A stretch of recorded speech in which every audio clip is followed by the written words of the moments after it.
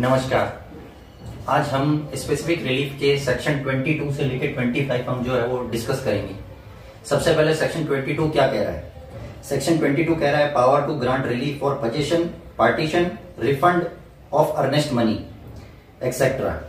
सब क्लॉज जो है इसका 1 क्या कह रहा है? Notwithstanding anything to the contrary content in the code of civil procedure, any person suing for the specific performance of a contract for transfer of immovable property may in appropriate case। अगर कोई person जो है वो CPC के procedure को follow करते हुए अगर इमूवेबल प्रॉपर्टी का जो है वो ट्रांसफर करना चाहता है तो उसे किस चीज का ध्यान रखना होगा या वो क्या क्या क्लेम कर सकता है। तो सबसे पहले जो है इसका एक क्लॉज कह रहा है कि भाई पोजेशन, पार्टीशन और separate possession of the property in addition to such performance. मतलब अगर जो है पर्सन, जैसे एग्जांपल लेते हैं, ए पर्सन है और बी पर्सन, दोनों भाई है।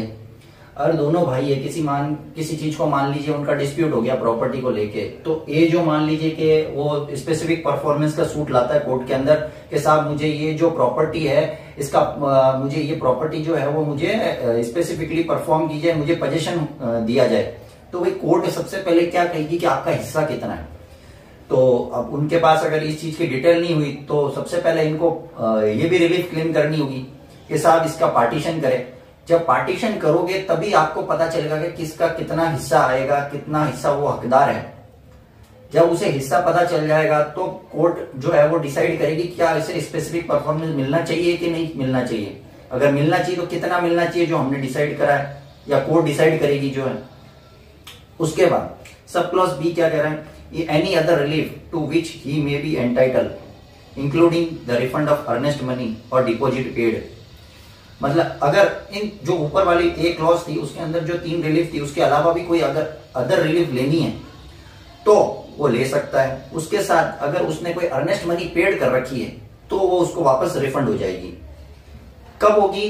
कि जब स्पेसिफिक परफॉर्मेंस जो है वो हो नहीं सकती है, स्पेसिफिक परफॉर्मेंस जो है वो कोर्ट ने रिफ्यूज कर दी हो।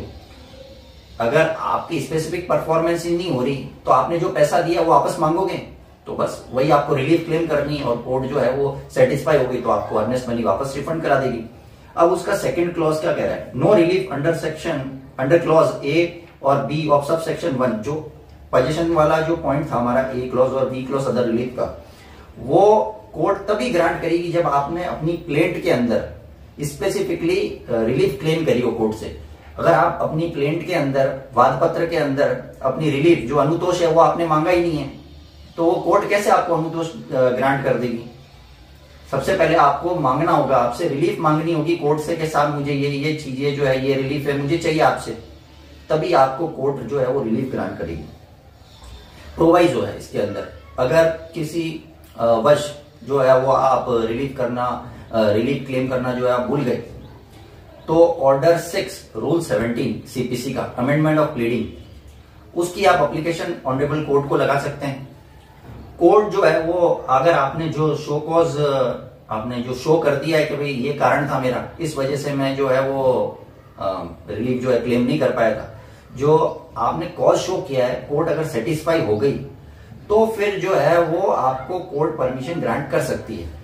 फिर आप जो है प्लेंट को अमेंड कीजिए और अपनी रिलीफ क्लेम कर लीजिए उसके अंदर।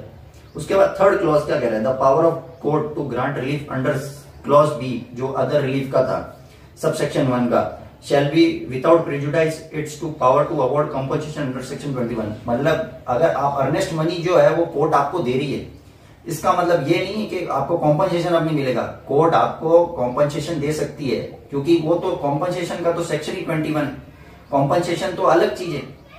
कॉम्पनसेशन कोर्ट देगी तो उसको बाहर थोड़ी किया कोर्ट को, कोर्ट बाहर नहीं है कॉम्पनसेशन देने के लिए, कॉम्पनसेशन दे सकती है।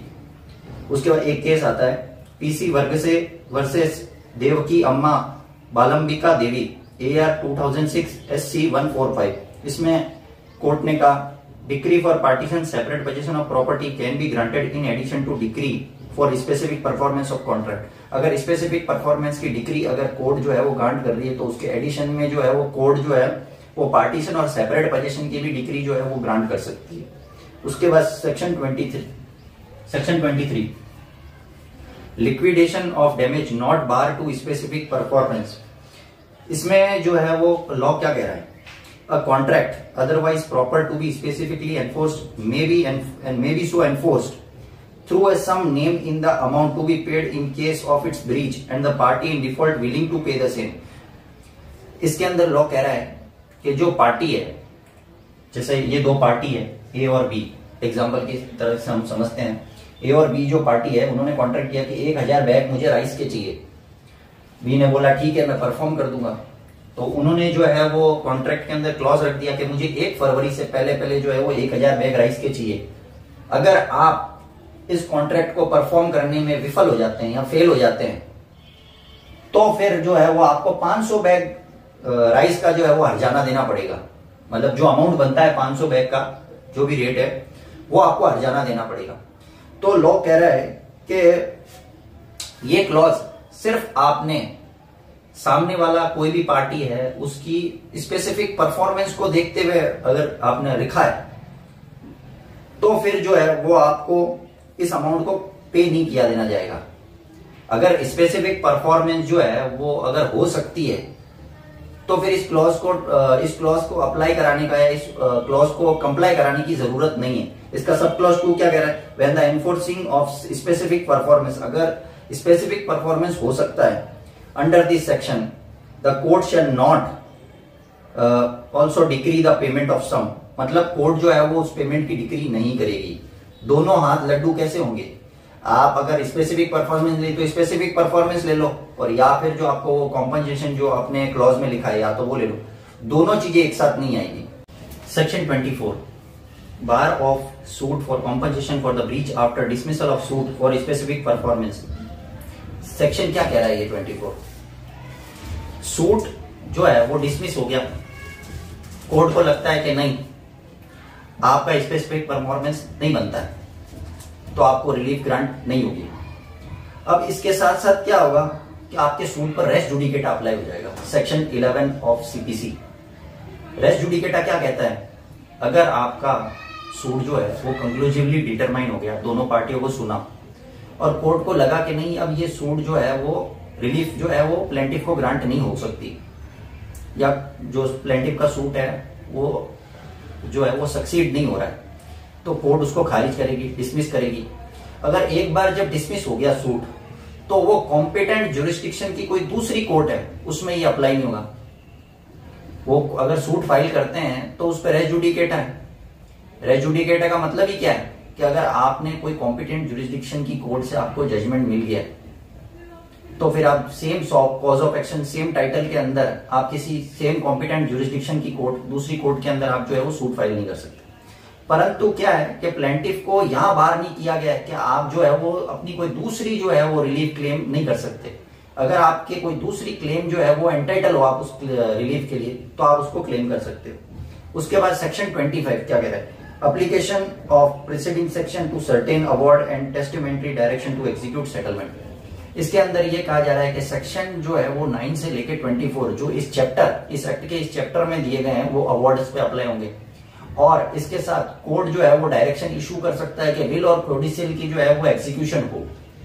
जो सेटलमेंट किसी पर्सन के बीच में हुआ है या कोई 2 पार्टीज या 3 पार्टी जो भी सूट की पार्टीज है उनमें हुआ है तो वो विल और प्रोडिसल के एग्जीक्यूट करने के लिए भी कोर्ट जो है डायरेक्शन कर सकते हैं कि नहीं आप ये विल और प्रोडिसल को जो है वो आप एग्जीक्यूट करो।